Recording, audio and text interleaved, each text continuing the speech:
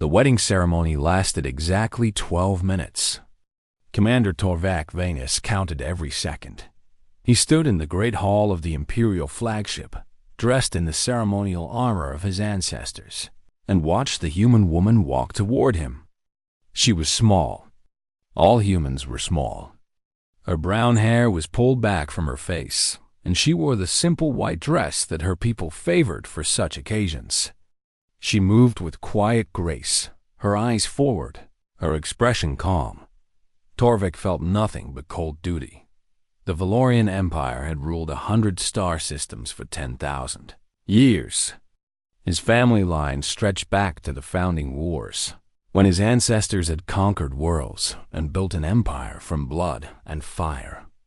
Now that empire needed peace with the humans of Earth, and peace required sacrifice. The Galactic Senate had brokered the treaty. The terms were simple. Earth would join the alliance. The Valorians would share their technology.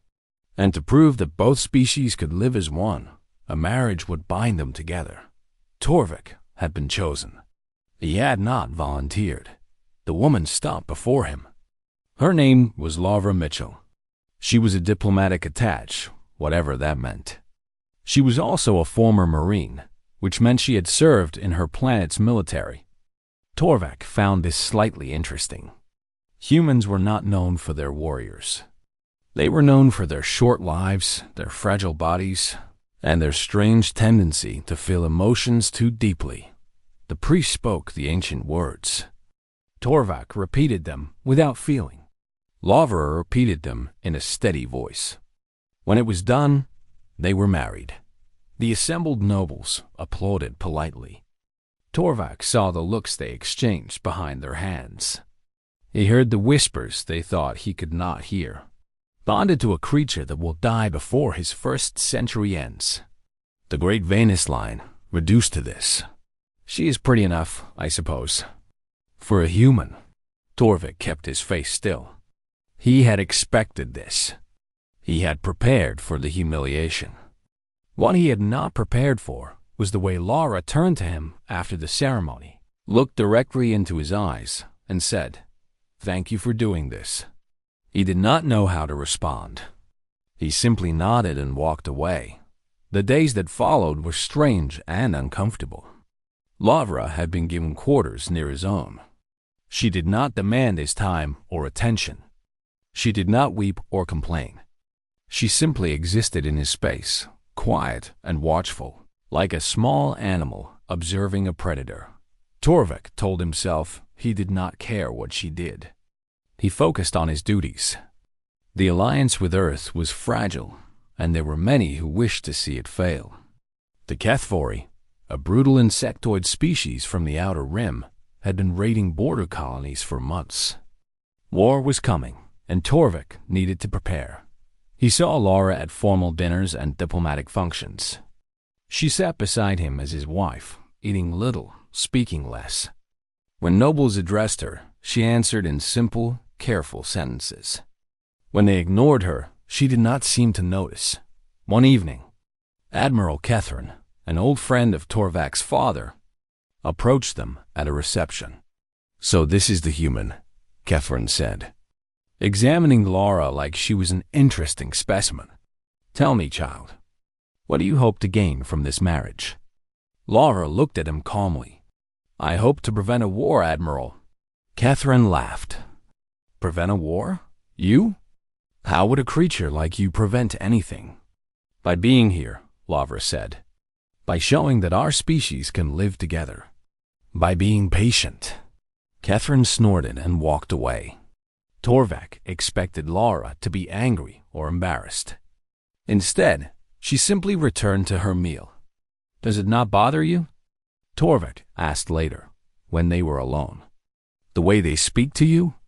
Laura considered the question. "They do not know me," she said. "Why would their words hurt me?" Torvak did not have an answer. 2 weeks after the wedding, the distress signal came. Torvak was on the bridge when the communication arrived. A colony on Desser Prime was under attack. Kethvori raiders had breached the orbital defenses and landed ground forces. Thousands of civilians were trapped. The local garrison was overwhelmed. Torvak moved immediately. He gathered his officers, assembled a response team, and prepared to depart within the hour. He did not think about Laura until she appeared at the shuttle bay, dressed in a simple uniform, a medical kit over her shoulder. "What are you doing here?" he demanded. "I'm coming with you," she said. "This is a combat mission. You are not trained for this." "I was a combat medic for 6 years," Laura said. "I have treated wounds under fire. I have saved lives while enemies shot at me. I am coming with you." Torvik wanted to refuse. He wanted to send her back to her quarters, where she would be safe and out of his way. But something in her eyes stopped him. There was no fear there. No hesitation. Just quiet certainty. "You will stay with the rear guard," he said finally. "You will not engage the enemy. You will follow orders." "Understood," Laura said. The shuttle launched. Torvik sat with his officers, reviewing tactical data, planning their approach. Laura sat alone in the back, checking her medical supplies, her face unreadable. Torvik told himself she would be fine. He told himself she would stay safe in the rear, treating minor wounds. Far from any real danger. He was wrong. As the shuttle descended through Desert Prime's atmosphere, Torvik looked at the woman he had married. She was staring out the window at the burning colony below. Her hands steady, her breathing calm. He did not know it yet. But everything was about to change. The flames of Desert Prime reflected in Laura Mitchell's eyes. And somewhere deep inside her, something ancient and terrible began to wake. The colony was burning. Torvak led his team through the shattered streets of Desert Prime. Buildings had collapsed. Bodies lay in the rubble. The air smelled of smoke and blood and something worse. The Kethvari were not just raiders. They were hunters. They enjoyed the fear of their prey. Laura stayed close behind him, her medical kit ready, her eyes scanning the destruction. Torvak had assigned 2 soldiers to guard her. He did not want to worry about the human woman while he was trying to save his people. "The evacuation point is 3 blocks north," Torvak said through his communicator. "All units converge. We get the civilians out first." They moved through the ruins. Somewhere ahead, plasma fire crackled. Screams echoed through the empty streets. The Kethvari were close. Torvak reached the evacuation point and found chaos. Hundreds of civilians huddled in a damaged building, terrified and wounded. His medics were already overwhelmed. There were not enough shuttles. There were not enough soldiers. There was not enough time. "Get them moving," Torvik ordered. "Wounded first. Children next. Everyone else follows." He turned to check on Laura and found her already working. She had dropped to her knees beside a wounded child, her hands moving with practiced speed as she treated a deep gash across the boy's chest. The child was Valorian, 3 times her age, but Laura spoke to him softly, calmly, as if they were old friends. Torvak watched for a moment. Then he turned away and returned to the battle. The Kethvari attacked 20 minutes later. They came from the east, a swarm of clicking, chittering monsters with black shells and razor-sharp limbs. The Valorian soldiers met them with plasma rifles and desperate courage. Torvak fought at the front, cutting down enemy after enemy, his blade singing through the air. But there were too many. "Eastern sector has been breached," a voice crackled through his communicator. "They are flanking us." "Repeat, Eastern sector is compromised." Torvik cursed. The Eastern sector was where he had sent Laura.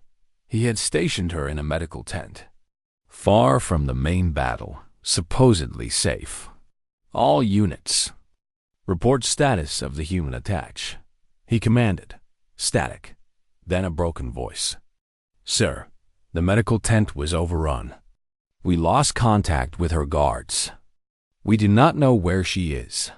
Torvak felt something cold grip his chest. It was not love. He did not love this woman, but she was his responsibility. She was under his protection, and he had failed her. He fought his way toward the eastern sector, killing HFY as he went. His soldiers followed. The battle raged around them, fire and blood and screaming death. When he reached the medical tent, he found only bodies. Laura's guards lay dead, torn apart by HFY claws. The wounded who had been receiving treatment were gone, and Laura was nowhere to be found. "Search the area," Torvik commanded. "Find her." They searched. They found nothing. Torvik was about to order a wider sweep when his communicator crackled again. "Commander, we are receiving reports from a defensive position 2 blocks east. Someone is holding a line against the HFY. They say it is a human female." Torvik ran. He found her in the ruins of a collapsed warehouse. The building had fallen in such a way that it created a natural choke point, a narrow passage that could be defended by a small force.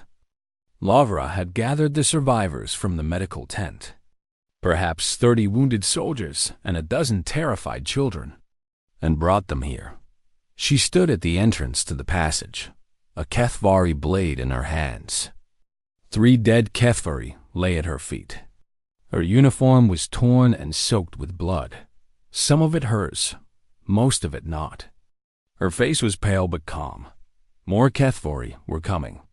Torvik could hear them clicking in the darkness. "Hold this position," Lavra said to the wounded soldiers behind her.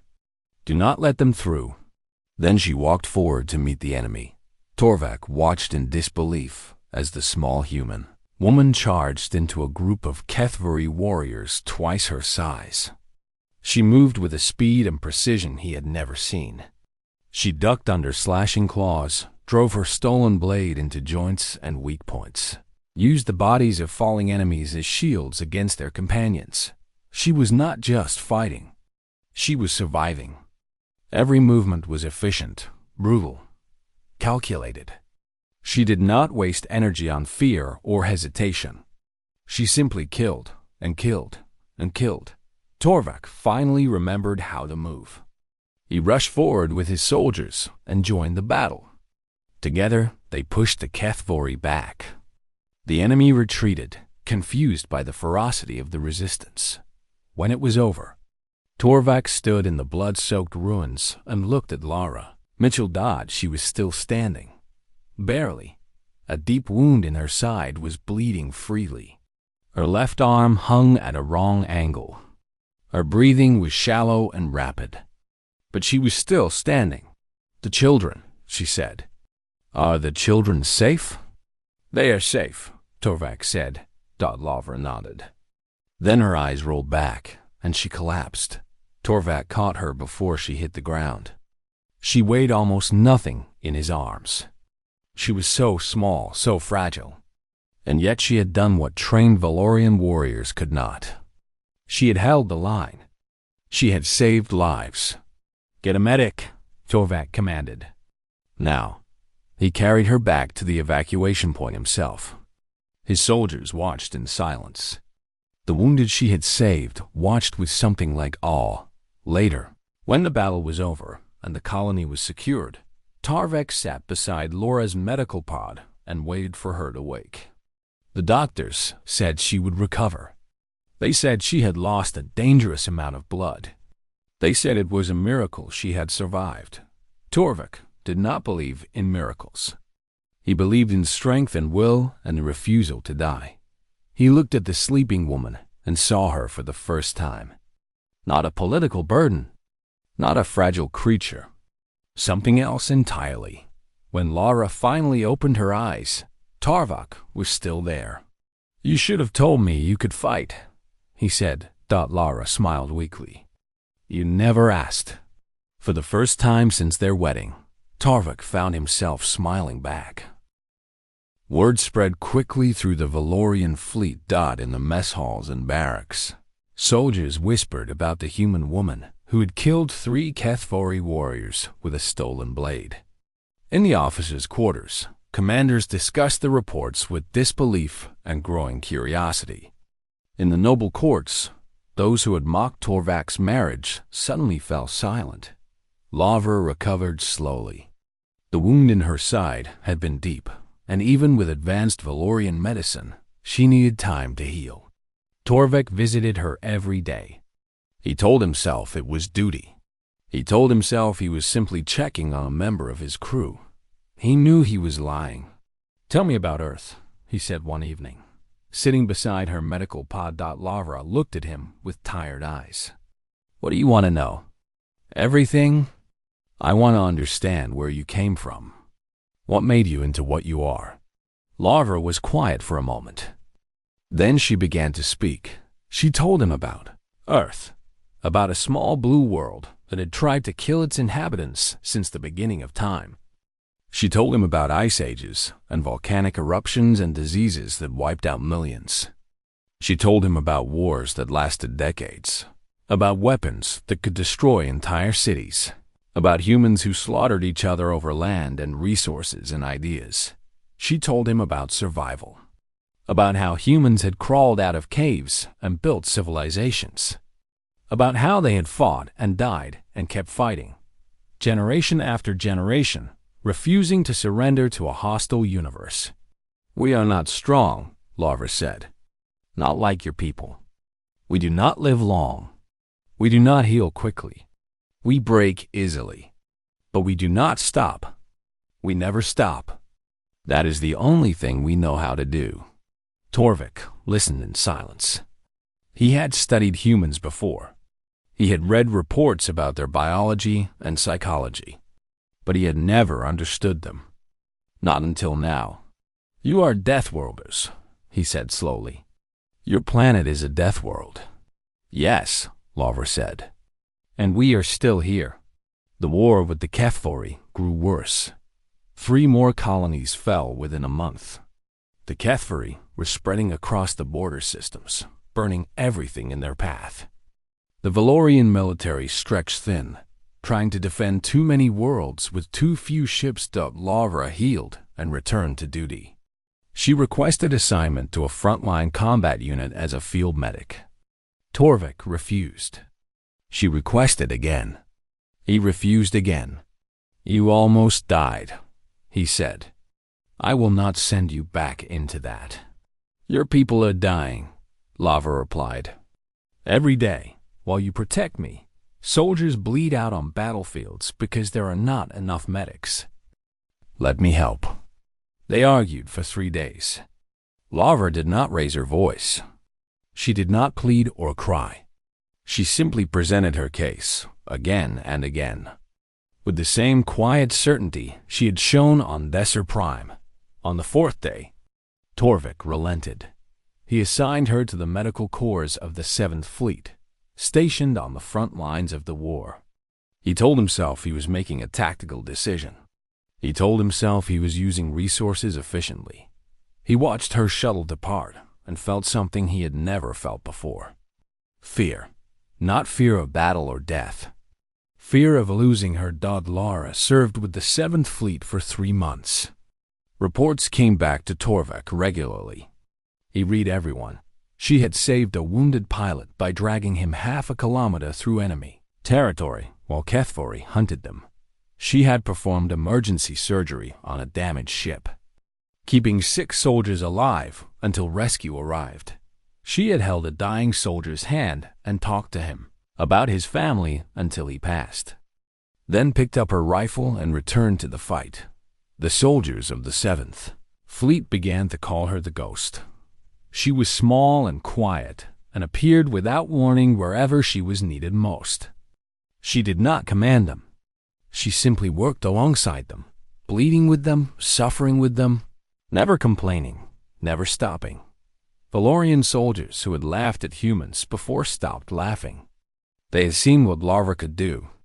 They had seen the fire in her eyes when she refused to let a patient die.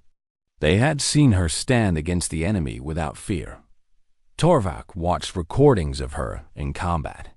He studied the way she moved, the way she thought, the way she fought. He saw something ancient in her, something that had existed on Earth long before humans built cities or wrote laws. A survival instinct forged by millions of years of evolution. A refusal to die that went deeper than courage or training. He understood, finally, why Earth had survived. The Valorian High Command began to change their opinion of humans. They requested detailed files on human military history. They studied human tactics and strategies. They read about wars that had consumed entire continents, about soldiers who had fought to the last breath, about civilians who had resisted occupation for years. Admiral Kethron, the same noble who had mocked Laura at the reception, approached Torvik one day. "Your wife," Kethron said carefully. "She is not what I expected." "No," Torvik agreed. "She is not. I was wrong about humans. I think we all were." Torvik nodded but said nothing. He had been wrong too. He had married Laura for duty, expecting to tolerate her presence for the sake of the Alliance. He had not expected to respect her. He had not expected to admire her. He had not expected to love her. The news came on a cold morning. 3 months after Laura joined the front lines, intelligence reported that the HFY were assembling their largest fleet yet. Their target was clear. They were coming for the Valorian homeworld itself. Torvik recalled Laura immediately. She returned to the flagship, thinner than before, with new scars and tired eyes. But when she saw him, she smiled. "I heard about the attack," she said. "What do we do?" Torvik looked at the woman he had married. The woman who had become a legend among his people. The woman who had shown him what strength truly meant. "We fight," he said. "Together." Laura nodded. Together. The fleet prepared for war. And somewhere in the darkness of space, the HFY Armada began its final approach. The sky above the Valorian homeworld turned black with enemy ships. Torvik stood on the walls of the capital city and watched the HFY descend like a plague. Thousands of dropships fell through the atmosphere, carrying millions of warriors. The planetary shields held for an hour, then 2, then collapsed under the weight of bombardment. The invasion had begun. Laura stood beside him, dressed in combat armor, a plasma rifle in her hands. She had refused to stay in the bunkers with the other civilians. She had refused to hide. "This is it," Torvik said. "If we fail here, the Empire falls." "Then we will not fail," Laura replied. The first wave of HFY hit the eastern wall at dawn. They came in endless numbers, climbing over each other, a living tide of black shells and razor claws. The Valorian defenders met them with everything they had. Plasma fire turned the morning air white. Explosions shook the ancient stones. Torvik led his soldiers from the front, as he always had.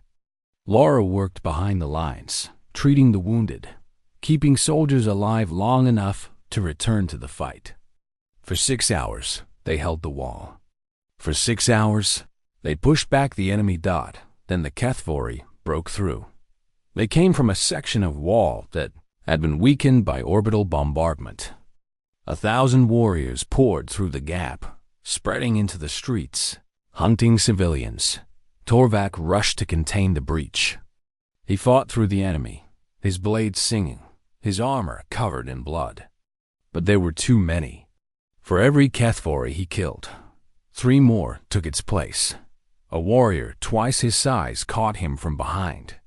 Claws tore through his armor and into his flesh. Torvik fell, his blood pooling on the ancient stones. His officers dragged him to safety. Medics worked frantically to stop the bleeding. Torvik tried to stand, tried to return to the battle, but his body would not obey. "The line," he gasped. "Hold the line." His officers exchanged desperate looks. Without their commander, morale would collapse.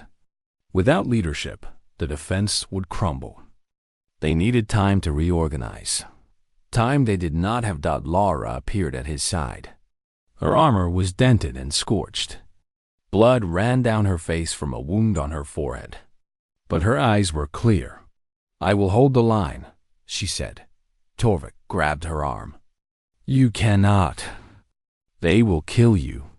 "Maybe," Laura said, "but not before I kill enough of them to matter." She pulled free and walked toward the breach. The surviving soldiers watched her go. They did not move to follow. She was human. She was an outsider. She had no authority to lead them. Laura stopped at the edge of the breach and looked back. Behind her, HFY warriors were still pouring through the gap. Behind her, the sounds of slaughter echoed through the streets. "I did not marry your commander to watch his world burn," she said. "I did not come this far to die running. Follow me or stay. But I am going forward." She turned and walked into the enemy. For a moment, nothing happened. Then a young soldier stepped forward. Then another. Then a dozen. Then 100. They followed the human woman into hell. What happened next became legend. Laura did not fight like a Valorian. She did not rely on strength or reach or superior training. She fought like a human. She fought dirty. She targeted the HFY command units, the larger warriors who directed the swarm. She had studied their rigid hierarchy during her months on the front lines. She knew that, without their commanders, the lesser warriors would fall into confusion. She led surgical strikes through the enemy formation, hitting command units and retreating before the swarm could react. She used the narrow streets as choke points, forcing the HFY to fight on her terms. She turned their numbers against them, making them trip over their own dead. The Valorian soldiers followed her commands without question. They had seen her fight. They had seen her bleed. They trusted her. Laura took wounds. A claw opened her arm. A blade cut across her back. Plasma fire scorched her leg. She kept fighting. She did not feel the pain. She could not afford to feel anything. Humans called it combat focus, the body's final defense against death. Adrenaline flooded her system, suppressing pain, sharpening senses, pushing her beyond normal limits. She was not thinking anymore. She was simply surviving moment by moment, kill by kill. The HFY began to falter. Their commanders were dead. Their formations were broken. For the first time since the invasion began, they hesitated. Laura did not hesitate. She pushed forward, deeper into the breach, driving the enemy back. Her soldiers followed, screaming war cries in a language she did not understand. The counterattack lasted 4 hours. When it was over, the breach was sealed with enemy dead. Valorian reinforcements arrived at sunset. They found Laura standing on a pile of HFY corpses, still holding her rifle, still scanning for threats. Her armor was destroyed. Her body was covered in wounds that should have killed her 3 times over. But she was standing. Torvik had recovered enough to walk. He pushed through the crowd of soldiers until he reached her. "It is over," he said. "You can stop now." Laura looked at him with eyes that had seen too much. For a moment, she did not seem to recognize him. Then something shifted in her face. The combat focus faded. The pain came flooding back. "The civilians," she whispered.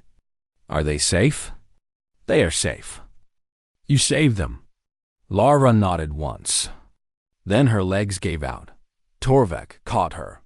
He held her against his chest, this small human woman who had done the impossible. Around them, the Valorian soldiers dropped to their knees. Not in defeat. In reverence, they knelt for the human who had become something more than human. They knelt for the woman who had stood when all others fell. They knelt for the war god who had saved their world. The war ended 3 weeks after the battle for the homeworld. The HFY had spent everything on their invasion. When it failed, they had nothing left. Their fleet was shattered, their warriors dead by the millions, their command structure destroyed. They sued for peace, accepting terms they would have rejected a year ago. The galaxy watched in silence. Lavra spent most of those 3 weeks in a medical pod. Her wounds were severe. The doctors said she should have died at least twice during the battle. They did not understand how she had kept fighting with injuries that would have killed a Valorian warrior. Torvak understood. He had learned about human endurance, about the strange resilience that allowed them to push past limits that other species could not imagine. Humans did not know when to quit. It was their greatest weakness and their greatest strength. He sat beside her pod every day, watching her heal, thinking about everything that had happened. He had married her for duty. He had tolerated her for politics. He had respected her for her courage. Now he loved her. Not despite what she was, but because of it. Lara woke on the 15th day. She opened her eyes and found Torvak waiting, as he always was. "How long?" she asked. 2 weeks. "The war is over." "We won." Lara closed her eyes. When she opened them again, they were wet with tears. "How many did we lose?" "Thousands. Tens of thousands. But millions more survived because of you." Lavra did not respond. She lay in silence, and Torvak knew she was thinking about the ones she could not save. The faces of the dead. The weight of command. He took her hand. It was small in his, fragile and warm. "You are not responsible for their deaths," he said softly. "You are responsible for the lives you saved. Do not forget that." Lavra squeezed his hand but did not speak. When she was strong enough to walk, Torvik took her to their quarters. The rooms that had once felt cold and empty now felt like home. Lavra stood at the window, looking out at the city she had saved. The damage from the invasion was still visible. Scars on ancient buildings, gaps where structures had fallen. But the city lived. The people rebuilt. "They are calling you Velthara," Torvak said. "It is an old word from the founding wars. It means one who stands when all others fall." Lavra turned to look at him. "I did not stand alone. Your soldiers followed me. They trusted me. They followed you because you earned their trust. You bled with them. You suffered with them. You led them not with words, but with actions. That is why they call you War God." Lavra shook her head. "I am not a god. I am just a woman who refused to die." "That," Torvak said, "is exactly what a war god is." The summons from the Emperor came 3 days later. Torvak and Lara walked through the ancient halls of the Imperial Palace, surrounded by guards and nobles and diplomats. The palace had stood for 10,000 years. It had survived invasions and civil wars and the rise and fall of dynasties. Now it would witness something new. The Emperor waited in the throne room. He was old, ancient by Valorian standards, but his eyes were sharp and his voice was strong. "Lavra Mitchell," he said, "you came to our empire as a stranger. You married one of our sons for the sake of peace. And when war came, you stood with us. You bled for us. You saved us."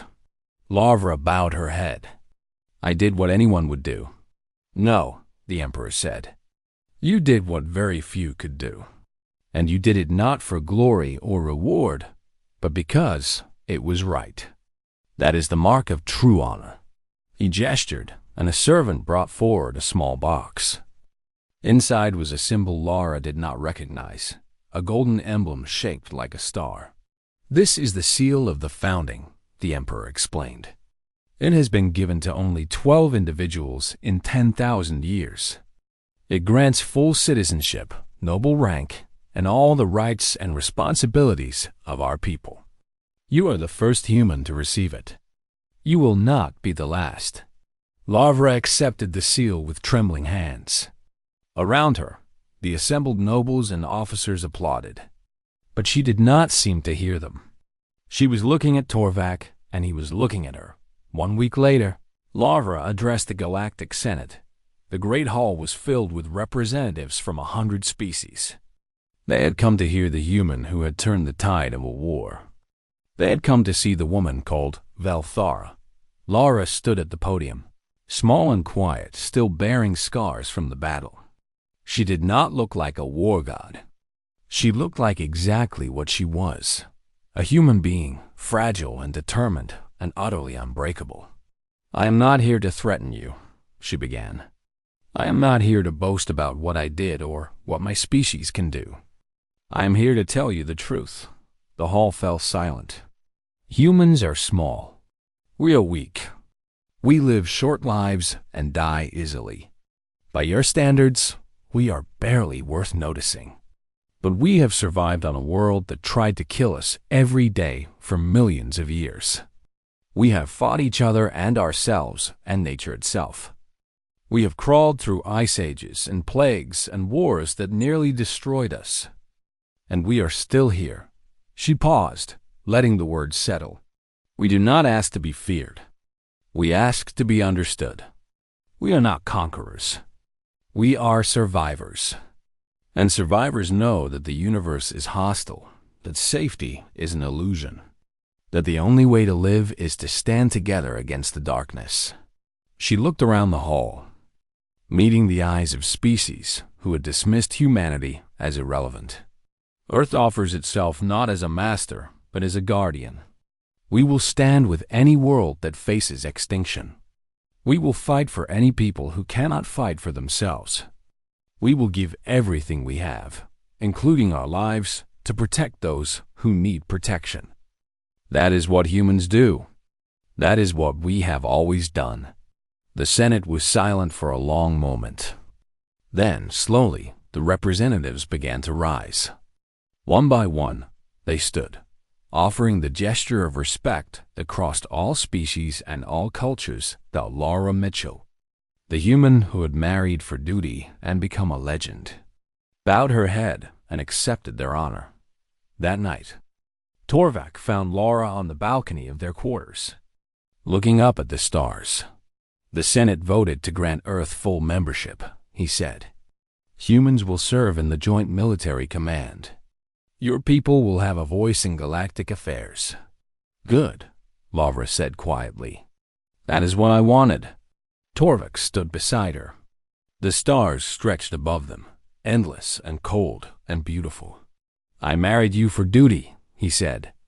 "I did not expect to love you." Laura smiled. "I volunteered for the same reason. I believed in peace.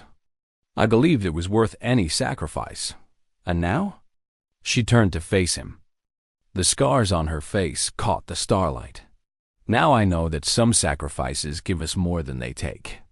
I came here expecting to be alone. I found something worth fighting for." Torvik pulled her close. She rested her head against his chest. This small human woman who had changed everything. Across the galaxy, the story spread. They told tales of the human bride who became a war god. They spoke her name in reverence and wonder. They studied her tactics and her courage and her impossible endurance. But on Earth, Laura Mitchell was simply remembered as the woman who showed the universe what humanity could be. And in the years that followed, whenever darkness threatened and hope seemed lost, the galaxy remembered her words. "We are survivors. And survivors stand together.